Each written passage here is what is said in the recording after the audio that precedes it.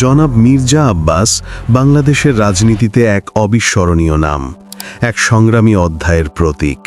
তার পথচলা শুরু হয়েছিল শহীদ প্রেসিডেন্ট জিয়াউর রহমানের হাত ধরে।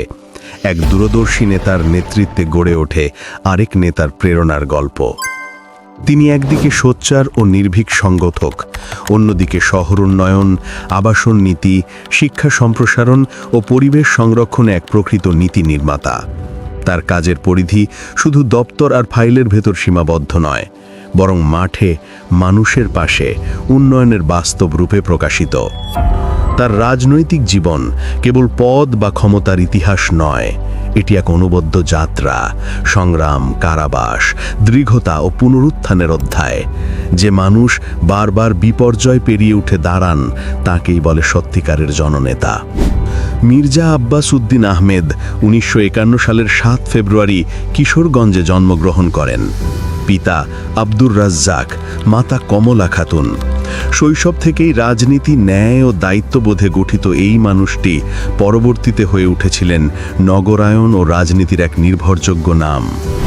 ব্যবসায়িক জীবনে যুক্ত হয়ে তিনি প্রতিষ্ঠা করেন আধুনিক ব্যাংকিং ব্যবস্থার অন্যতম স্তম্ভ ঢাকা ব্যাংক। তার দূরদৃষ্টি, সততা ও নেতৃত্ব ব্যবসায়িক অঙ্গনেও এনেছে নতুন মান। একই সঙ্গে নারীর শিক্ষার বিস্তারে প্রতিষ্ঠা করেন মির্জা আব্বাস মহিলা কলেজ, যা আজও সমাজ উন্নয়নের এক আলোকবর্তিকা হিসাবে দাঁড়িয়ে আছে। রাজনৈতিক অঙ্গনে তার উত্থান শুরু হয় শহীদ প্রেসিডেন্ট জিয়াউর রহমানের নেতৃত্বে। স্বৈরাচার বিরোধী আন্দোলনের রাস্তায়, মিছিলে, ব্যারিকেডে সর্বত্র তিনি ছিলেন সামনে। আর তাতেই তিনি হয়ে ওঠেন প্রকৃত জননেতা, যার কণ্ঠে প্রতিবাদের আহ্বান, যার নেতৃত্বে মানুষ পেয়েছে প্রেরণা। সেই নাম মির্জা আব্বাস। এই দৃঢ়চিন্তা তারেক রহমানকে এই দেশের মানুষের ভালোবাসা সুস্থ সাবলীল করে আন্দোলনের মাধ্যমে, প্রচন্ড আন্দোলন তৈরি করে সেই আন্দোলনের মাধ্যমে তারেক রহমানকে দেশে ফিরিয়ে আনবে। অতীতের যে কোনো সময়ের চেয়ে দেশে বেশি অত্যাচার হচ্ছে দাবি করে মির্জা আব্বাস বলেন, গণতন্ত্র আর আওয়ামী লীগ একসাথে চলতে পারে না। ১৯৯১ সালে ঢাকা সিটি কর্পোরেশনের মেয়র হিসেবে দায়িত্ব নিয়ে তিনি নগর উন্নয়নে এক নতুন অধ্যায়ের সূচনা করেন। সড়ক সম্প্রসারণ, ড্রেনেজ সংস্কার, বুড়িগঙ্গা পুনরুদ্ধার ও শহুরের সবুজায়ন প্রকল্প তাকে প্রতিষ্ঠা করেছে একজন দূরদর্শী নগর পরিকল্পনাবিদ হিসেবে। স্বল্প সময়ে বাস্তবায়িত শতাধিক প্রকল্প প্রমাণ করেছে তার নেতৃত্বে কাজ মানেই উন্নয়ন, পরিবর্তন ও অগ্রগতি। ২০০১ সালে গৃহ আইন ও গণপূর্ত মন্ত্রী হিসেবে তিনি এমন আইন ও নীতি প্রণয়ন করেন যা আজকের ঢাকার আধুনিক পরিকল্পনার ভিত্তি। তার প্রচেষ্টাতেই প্রথমবার হ্রদ রক্ষা এলাকা, সবুজ এলাকা ও খেলার মাঠ সংরক্ষণ অঞ্চল মানচিত্রে চিহ্নিত হয়। তার হাত ধরেই শুরু হয় টেকসই নগর উন্নয়নের এক নতুন দিগন্ত। দুইবারের সংসদ সদস্য, বর্ষীয় সংগঠক ও সংগ্রামী নেতা হিসেবে তার অবস্থান দৃঢ় হয়েছে সময়ের পরীক্ষায়। প্রশাসনিক দক্ষতা, সাহসী নেতৃত্ব ও জনপ্রিয়তা তাকে দিয়েছে এক অনন্য উচ্চতা। ২০০৭-এর ১/১১ পরবর্তী সময়ে দীর্ঘ কারাবাস ও নির্যাতনের মধ্য দিয়েও তিনি হার মানেননি, বরং লড়েছেন গণতন্ত্র, দল ও দেশের জন্য। তার অবিচল মানসিক শক্তি প্রমাণ করেছে সত্যিকারের নেতৃত্ব কখনো নত হয় না।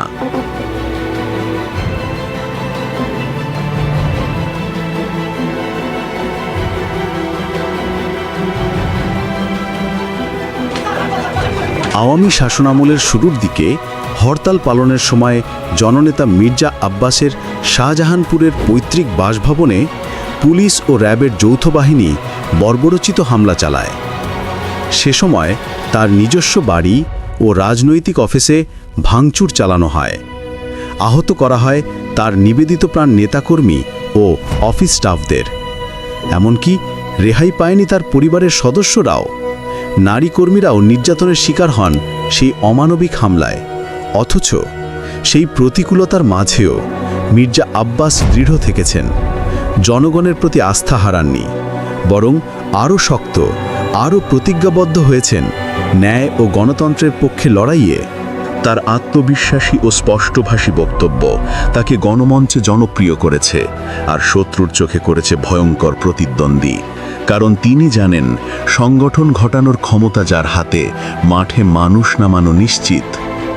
আজ তিনি বিএনপির জাতীয় স্থায়ী কমিটির সদস্য, নীতি, কৌশল ও আন্দোলনের মূল সিদ্ধান্ত প্রণয়নে রাখছেন সক্রিয় ভূমিকা। অভিজ্ঞতা, ত্যাগ ও সংগঠনের শক্তিতে তিনি আজও দলের অন্যতম স্তম্ভ। বর্ষীয় জননেতা রমনা, শাহবাগ, মতিঝিল, পল্টন ও শাহজাহানপুরের সাধারণ মানুষের পাশে থেকে আজও কাজ করে যাচ্ছেন। তার রাজনীতি ক্ষমতার নয়, এটি মানুষের প্রতি ভালোবাসা, দায়িত্ব ও এক আজীবনের অঙ্গীকার। তিনি বাংলাদেশের রাজনীতিতে এক দৃঢ়, সংগ্রামী ও অবিচল নাম, মির্জা আব্বাস, এক নেতা যার জীবন মানেই দায়িত্ব, সংগ্রাম। পাশাপাশি চলতে কোনো অসুবিধা নাই, কিন্তু এইটা হওয়ার আগে নির্বাচন হওয়া যাবে না, ওইটা হওয়ার আগে নির্বাচন হওয়া যাবে না, এগুলো বলবেন না। দেশের অবস্থা কিন্তু এই সরকারের সময় 12টা বেজে গেছে। হাসিনা 12টা বাজাইছিল, এই সরকার 24টা বাজায় দিয়েছে।